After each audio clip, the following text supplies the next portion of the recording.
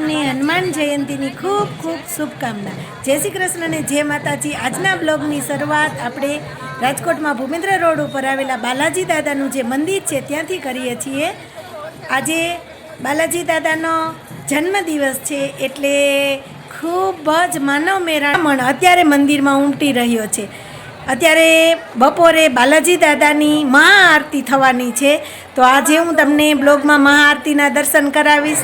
અને અત્યારે જે સામે દેખાય છે ને, આ છે બાલાજી દાદાનું આ મંદિર છે અને સામે ભગવાનની મૂર્તિ છે.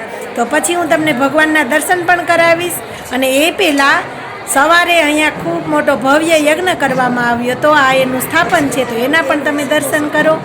અને આ જે બધા છે એ યજ્ઞકુંડ છે. સવારે અહીંયા ખૂબ સરસ યજ્ઞ કરવામાં આવ્યા હતા. આ બધા યજ્ઞની અટાણે પૂર્ણાહુતિ થઈ ગઈ છે, એટલે હવે બપોરની જે આરતી થશે એના હું તમને દર્શન કરાવીશ. તો ચાલો હવે આપણે આરતીમાં જોડાઈએ. આરતીનો ટાઈમ છે ને ખૂબ માનવ મેરામણ અત્યારે મંદિરમાં ઉમટી રહ્યો છે.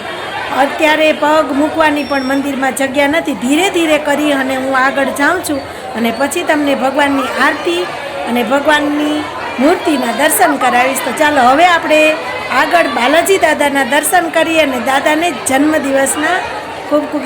તો દાદાના દર્શન કરતાં કરતાં ચેનલને સબસ્ક્રાઈબ કરવાનો ભૂલતા નહીં. અને આ ખૂબ સુંદર બાલાજી દાદાના મંદિરનો વિડીયો છે એને લાઈક કરજો.